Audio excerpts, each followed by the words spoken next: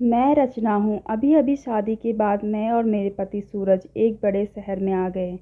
हम दो ही लोग हैं। एक बड़ा फ्लैट है। मेरे पति की अच्छी जॉब है। मैं कभी कभी यह सोचती हूँ कि मुझे बहुत अच्छा पति मिला है। शहर में आए अभी हमें कुछ ही दिन हुए हैं, तभी मेरे पति एक 18 साल की लड़की को एक दिन घर में ले आए। कहा कि गरीब है, इसे काम की ज़रूरत है। मैंने कहा ऐसा क्या काम है हम दोनों के बीच में अकेली कर सकती हूँ। लेकिन उन्होंने बोला यह यही रहेगी और कुछ काम करेगी। मैंने बोला ठीक है, किसी अजनबी जवान लड़की को इस तरह अपने घर में रखना मुझे कुछ समझ में नहीं आया, वो भी जब जब मैंने मना किया है। रात मैंने सोचा कि उनसे पूछूं कि आखिर यह लड़की कौन है, लेकिन रात जब मैं कमरे में गई तब वो अपने लैपटॉप पर मीटिंग में बिजी थे। जैसे ही मैंने दरवाज़ा खोला, मुझे हाथ से इशारा करके चुप रहने को कहते हैं। मैं बिस्तर के एक साइड पर सो गई। सुबह करीब 7 बजे मेरी नींद खुली, तब मैंने देखा पतिदेव बिस्तर पर नहीं है। मैंने बाथरूम देखा तो वहाँ भी नहीं थे। दरवाजे के पास जाकर जब मैंने किचन में देखा तो मेरे पति हाथ में पैसे लिए उस लड़की को दे रहे थे और वो लड़की रो रही थी। वो उसे चुप करा रहे थे। पैसे देकर वो मुझसे मिले बगैर बाहर मेन डोर से निकल गए। मुझे अब कुछ समझ में नहीं आया कि बात क्या थी। थोड़ी घबराहट भी हुई। अजीब अजीब ख्याल मन में आने लगे। साथ ही यह भी ख्याल आया जो मैं सोच रही हूँ ऐसा कुछ भी ना हो। मैं बेडरूम से बाहर आई। वो लड़की ने मुझे देखकर अपने आंसू पोंछ लिए। मुझे देखते ही वो बोली, मैडम साहब बोले कि आज वो शहर से बाहर जाने वाले हैं मीटिंग के लिए, कल शाम तक आएंगे।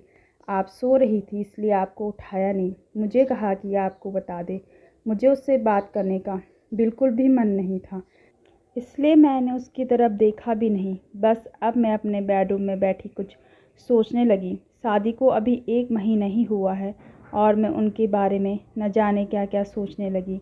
लेकिन उन्होंने मुझे सोचने का कारण भी दिया।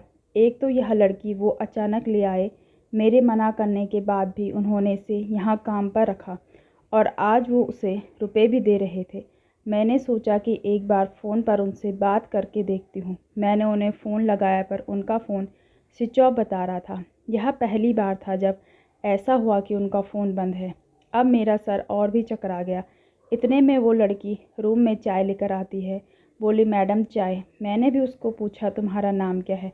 बोली, राखी। उसके पास फ़ोन भी था और अब वो वाइब्रेट हो रहा था। फ़ोन को रिसीव करने पर दौड़कर मेरे कमरे से बाहर गई। मुझे दूर से अब यही सुनाई दे रहा था। उसने कहा मैं आती हूँ। फिर बात करके वो फिर मेरे बेडरूम में आकर कहती है, मैडम मैं 2 घंटे के बाद आती हूँ, मुझे कुछ काम आया है। इतना बोलकर वो मेरी हाँ सुने बगैर ही चली गई। मैं कुछ बोल ही नहीं पाई, लेकिन 2 मिनट मेरे मन में आया कि क्यों न उसका पीछा करूं, और मैंने 1 सेकंड में कपड़े चेंज किए और उसके पीछे हो गई। वो मुझे मेरी बिल्डिंग के नीचे दिखाई दी। उसके बाद उसने एक रिक्शा लिया। मैंने भी रिक्शा लेकर उसका पीछा किया। रिक्शा एक पतली सी गली में रुका। वो वहाँ से उतरकर पैदल चलने लगी। बहुत सारे छोटे छोटे घर से होते हुए वो एक घर के आगे पहुँची। मैं लगातार उसका पीछा कर रही थी। क्यों कर रही थी, क्या जानना चाहती थी, इसका मुझे पता नहीं था। बस मैं उसे पीछा कर रही थी। दरवाज़ा खुला और खुलते ही वो लिपट गई अपनी माँ से ज़ोर से। माँ और बेटी दोनों रोने लगी। दरवाज़ा करना भी भूल गए। मुझे लगा कि अब मुझे सामने जाकर बात करनी होगी कि परेशानी क्या है। मैं उसके सामने गई। मुझे देखकर लड़की बोली, मैडम आप यहाँ पर। मैंने कहा तुम्हारे साहब बोल रहे थे तुम्हारा ध्यान रखना। उसकी रोती हुई माँ बोली, ऐसा इंसान बहुत कम मिलते हैं। मैंने पूछा क्या परेशानी है, आप मुझे बताइए। माँ बोली, इसके पिता साहब के ऑफिस में सिक्योरिटी की नौकरी करते थे। अचानक हार्ट अटैक से उनका देहांत हो गया। इसका एक भाई है, लेकिन उसे पीने और जुए की लत है। वो मेरे पास एक पैसा नहीं टिकने देता था। मैं अपनी परेशानी लेकर साहब के पास गई और उन्होंने पैसों से हमारी मदद की। साथ ही उन्हें जब मैंने बताया कि इसका भाई ऐसा है तो उन्होंने कहा इसका यहाँ रहना सही नहीं है, इसलिए वो इसे अपने घर को ले गए। मैं इनकी बातें सुन ही रही थी कि उनका फ़ोन आया। मैंने फ़ोन रिसीव किया। सूरज बोले कि उनका फ़ोन रात में मीटिंग की वजह से चार्ज नहीं हो पाया, इसके कारण वहाँ बंद हो गया। मैंने पूछा कहाँ हो, तो मैंने बोला कि मैं अपने घर आई हूँ। सूरज बोला, हाँ मैं रात में तुम्हें बताने वाला था, पर मीटिंग की वजह से लेट हो गया और तुम सो गई थी। मुझे उस समय जो सही लगा वो मैंने किया, इसलिए मैं उसे तुम्हारे पास ले आया। मैंने कहा, बिल्कुल ठीक किया आपने।